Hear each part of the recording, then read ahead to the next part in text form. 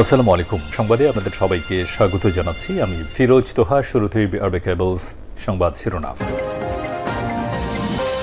পুরোদমে Iran, Israel এবং নিরীহ ফিলিস্তিনিদের মাঝে ভয়াবহ যুদ্ধ চলছে হামলা পাল্টা হামলা।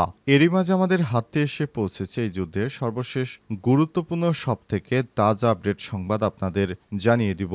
প্রথমেই জানাবো, গাজায় গত ২৪ ঘন্টায় ইসরায়েলি হামলায় ১৪২ জন নিরীহ ফিলিস্তিনি নিহত হয়েছে। ফিলিস্তিনের অবরুদ্ধ গাজা উপত্যকায় ইসরায়েলি বাহিনীর হামলায় একদিনে ১৪২ জন নিরীহ ফিলিস্তিনি নিহত হয়েছে।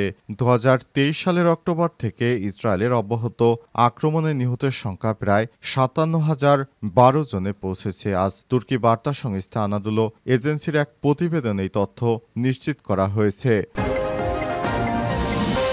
এরপর জানাবো, ১২ দিনের যুদ্ধে ইহুদিবাদী ইসরায়েলের সত্তাকে ধ্বংস করেছে ইরান, বললেন বাঘের গালিবাফ। মাত্র ১২ দিনের যুদ্ধে ইহুদিবাদী ইসরায়েলের সমস্ত স্থাপনা, তাদের গর্বের সবকিছু ধ্বংস করে দিয়েছে ইরান। ইহুদিবাদী ইসরায়েল মনে করেছিল তারা ইরানের সঙ্গে যুদ্ধে জিততে পারবে, কিন্তু ১২ দিনেই তাদের সমস্ত গর্ব ধ্বংস করে দেওয়া হয়েছে। এদিকে ইসরায়েলের গণহত্যায় সহায়তা করছে মাইক্রোসফট, অ্যামাজন সহ বহু প্রতিষ্ঠান। জাতিসংঘের প্রতিনিধির প্রতিবেদন, যুক্তরাষ্ট্রের অন্তত ১,০০০ বড় বড় কোম্পানি ইহুদিবাদী ইসরায়েল এবং নিরীহ ফিলিস্তিনিদের মধ্যে যুদ্ধে সরাসরি ইহুদিবাদীদের সহায়তা করছে, যা জাতিসংঘের এক প্রতিবেদনে জানানো হয়েছে। এদিকে ইন্দোনেশিয়ায় ৬৫ যাত্রী নিয়ে ফেরিডুবি নিখোঁজ ৪৩। ইন্দোনেশিয়ার রাজধানী বালিতে এবার ফেরিডুবির ঘটনা ঘটেছে। এই ফেরিডুবির ঘটনায় ৬৫ জন যাত্রী নিয়ে বালি থেকে ফেরিটি রওনা দেয়। তবে যাওয়ার পথে ইতিমধ্যেই ফেরিটি দুর্ঘটনার শিকার হয়েছে এবং এ পর্যন্ত ৪৩ জনকে উদ্ধার করা যায়নি। এ অবস্থায় পুরো ইন্দোনেশিয়ার এলাকা জুড়ে শোকের মাতম বইছে। এবং সর্বশেষ জানাবো, শেখ হাসিনার পালানোর দৃশ্য পাচ্ছে বিশেষ স্থান। জুলাই স্মৃতি জাদুঘর উদ্বোধনের প্রস্তুতি চলছে।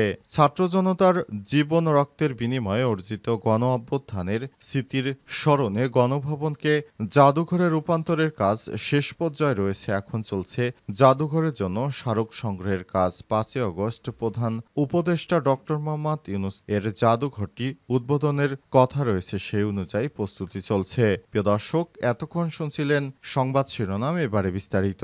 তবে তার আগে বন্ধুরা, অনুরোধ থাকবে এই সংবাদটিতে একটি লাইক দিন। এই চ্যানেলে আপনি নতুন হয়ে থাকলে আমাদের সংবাদটি দেখতে দেখতে চ্যানেলটি সাবস্ক্রাইব করে রাখুন। কমেন্ট করে বন্ধুরা আপনার মূল্যবান মতামত জানিয়ে দিন আপনি বিশ্বের কোন দেশ থেকে বা বাংলাদেশের কোন স্থান থেকে আমাদের সংবাদটি দেখছেন এবং শুনছেন। আর বন্ধুরা, গাজা যুদ্ধে আপনি যদি নিরীহ ফিলিস্তিনিদের ভালোবেসে থাকেন, কমেন্টে ইয়েস লিখে বিশ্ববাসীকে জানিয়ে দিন। সংবাদটি আপনার সোশ্যাল মিডিয়া ফেসবুকে শেয়ার করে বন্ধুদেরও দেখার সুযোগ করে দিন। এবারে বিস্তারিত।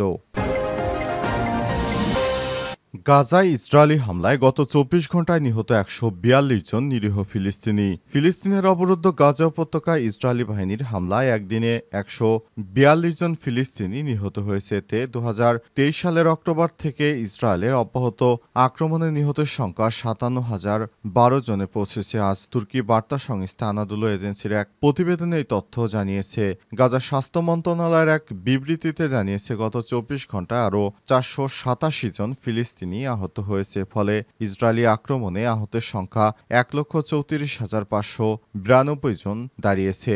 বিবৃতিতে বলা হয়েছে, অনেক ভুক্তভোগী এখনও ধ্বংসস্তূপের নিচে এবং রাস্তায় আটকা পড়ে আছে। উদ্ধারকারীরা তাদের কাছে পৌঁছাতে পারছে না। স্বাস্থ্য মন্ত্রণালয় আরও জানিয়েছে, ২২৩ জন নিহত ব্যক্তির তথ্য যাচাইয়ের পর তাদের নাম রেজিস্ট্রিতে যুক্ত করা হয়েছে। চলতি বছরের ১৯ জানুয়ারিতে যুক্তরাষ্ট্র ও মধ্যস্থতাকারী দেশ এর চাপের মধ্যে ইসরায়েল অবরুদ্ধ গাজায় যুদ্ধবিরতি ঘোষণা করে, কিন্তু যুদ্ধবিরতি ২ মাসের মধ্যেই ইসরায়েল আবারও ব্যাপক হারে সামরিক অভিযান শুরু করে। গত ১৮ মার্চ ভোরে শুরু হওয়া অভিযানে এখন পর্যন্ত কমপক্ষে ৬,৪৫৪ জন ফিলিস্তিনি নিহত এবং ২২,৫৫১ জন আহত হয়েছে। এর আগে ইসরায়েল গত ২ মার্চ থেকে গাজায় সব ধরনের মানবিক সহায়তা প্রবেশ বন্ধ করে দিয়েছে। 12 দিনের যুদ্ধে ইহুদিবাদী ইসরায়েলের সত্তা ধ্বংস হয়ে গেছে বললেন ইরানের স্পিকার। ইরানের পার্লামেন্ট স্পিকার মোহাম্মদ বাকের গালিবাফ বলেছেন, তেল আবিবের সঙ্গে 12 দিনের যুদ্ধে তেহরান তাদের আকাশ ও স্থল উভয় সত্তাকেই ধ্বংস করে দিয়েছে। আজ তেহরানের গ্র্যান্ড মোসাইলায় ইসরায়েলি হামলায় নিহত ইরানের জ্যেষ্ঠ সামরিক কমান্ডার ও পারমাণবিক বিজ্ঞানীদের স্মরণে অনুষ্ঠানে বক্তব্য রাখার সময় তিনি এসব কথা বলেছেন। ইরানি স্পিকার আরও বলেন, সাহসী ইরানি সশস্ত্র বাহিনী যুদ্ধের তৃতীয় দিন থেকে উত্তর, দক্ষিণ ও পূর্বে ইহুদিবাদী সত্তাকে ধ্বংস করে দিয়েছে। তিনি আরও বলেন, শত্রুরা ভেবেছিল ইসলামী প্রজাতন্ত্র ইরানের মহৎ জাতি বিশ্বাসঘাতকতা করছে, কিন্তু জাতি ইসরায়েলি আগ্রাসনের বিরুদ্ধে ঐক্যবদ্ধভাবে দাঁড়িয়েছে এবং বিজয় হয়েছে। স্পিকার ইরানি সশস্ত্র বাহিনীর উচ্চ স্তরের শক্তির দিকে ইঙ্গিত দিয়ে বলেছেন, দখলকৃত ইসরায়েলের দক্ষিণে বের শেবাতে সবচেয়ে গুরুত্বপূর্ণ প্রতিরক্ষামূলক দুর্গ শুধুমাত্র একটি ইরানি ব্যালিস্টিক ক্ষেপণাস্ত্র আঘাত করেছে, যা সশস্ত্র বাহিনীর উচ্চ স্তরের শক্তি প্রমাণ করেছে। বাঘের গালিবাফ উল্লেখ করে বলেছেন, অনেক মার্কিন একাডেমিক বিশ্বাস করেন ইহুদিবাদী শাসন ব্যবস্থা মার্কিন সমর্থন ছাড়া একদিনও টিকে থাকতে পারবে না। তিনি আরও বলেন, ইসরায়েল সরকার সরাসরি মার্কিন সমর্থনে ইরানে আক্রমণ করেছিল এবং তাৎক্ষণিকভাবে ইরানের কাছ থেকে কঠোর জবাব পেয়েছে। তাই তারা 12 দিনের মাথায় বুঝতে পেরেছে ইরান কি জিনিস। তারা কোনোভাবেই আর ইহুদিবাদীরা ইরানের বিপক্ষে দাঁড়ানোর সাহস রাখে না। শুধুমাত্র যুক্তরাষ্ট্রই তাদেরকে সমর্থন দিয়ে যাচ্ছে।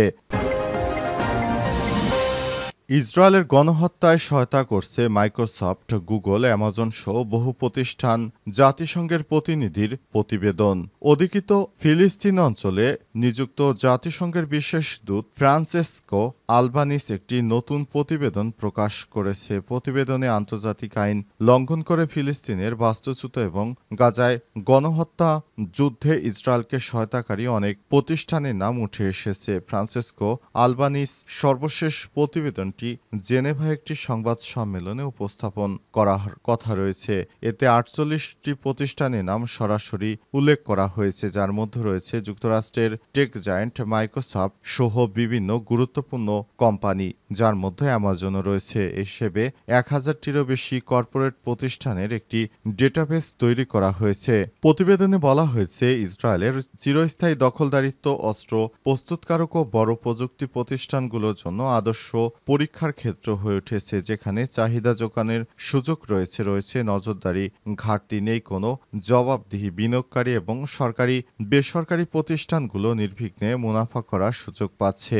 গাজা উপত্যকায় ইসরায়েলের চলমান আক্রমণের প্রসঙ্গ টেনে বলা হয়েছে, প্রতিষ্ঠানগুলো এখন আর কেবল দখলদারিত্বের সঙ্গে জড়িত নয়, তারা গণহত্যার অর্থনৈতিক কাঠামোর অংশ হয়ে গেছে। গত বছর এক বিশেষজ্ঞ মতামতে আলবানিস বলেছিলেন, অবরুদ্ধ ফিলিস্তিনি অঞ্চলে ইসরায়েল গণহত্যা চালাচ্ছে বিশ্বাস করার যুক্তিসঙ্গত কারণ রয়েছে। নতুন প্রতিবেদনে গাজা কেন ইসরায়েলের গণহত্যা অব্যাহত রয়েছে অনুষ্ঠানে সেটা উঠে এসেছে। এতে বলা হয়েছে, গণহত্যার জন্য অনেক লাভজনক হয়ে উঠেছে, কারণে এখনো গণহত্যা চালিয়ে যাচ্ছে, আর এর পিছনে কাজ করছে সব বড় বড় প্রতিষ্ঠানগুলো। পালানোর দৃশ্য পাচ্ছে বিশেষ স্থান। জুলাই স্মৃতি জাদুঘর উদ্বোধনের প্রস্তুতি চলছে।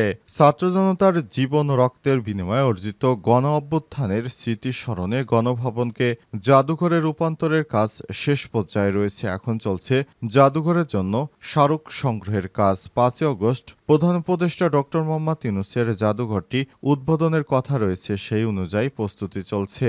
সংশ্লিষ্টরা বলছেন, গণ অভ্যুত্থানে স্মৃতি জাদুঘরে জুলাই আন্দোলনের স্থিরচিত্র, বিভিন্ন স্মারক, নানা উপকরণ, শহীদদের জামাকাপড়, চিঠি, গুরুত্বপূর্ণ নথিপত্র, ওই সময় পত্রিকার কাটিং, অডিও ভিডিও সহ বিভিন্ন স্মৃতি স্মারক থাকবে। এছাড়াও সেখানে বিশেষ স্থান পাচ্ছে স্বৈরাচার ও গণহত্যাকারী শেখ হাসিনার পালিয়ে যাওয়ার দৃশ্য। জাদুঘরে বাংলাদেশ জাতীয় জাদুঘরের একটি অংশ। এই প্রসঙ্গে বাংলাদেশ জাতীয় জাদুঘরের সচিব মোহাম্মদ সাদেকুল ইসলাম যুগান্তরকে জানান, জুলাই গণ অভ্যুত্থান স্মৃতি জাদুঘরের বিষয়টি সরাসরি মন্ত্রণালয় দেখভাল করছে, এজন্য এ বিষয়ে তিনি কোনো কথা বলতে চান না। তবে উদ্বোধন প্রসঙ্গে বলেছেন, মন্ত্রণালয় থেকে ৫ আগস্ট জুলাই গণঅভ্যুত্থান স্মৃতি জাদুঘর উদ্বোধনের প্রস্তুতি চলছে। প্রধান উপদেষ্টা সশরীরে উপস্থিত থেকে জাদুঘরের উদ্বোধনের কথা রয়েছে।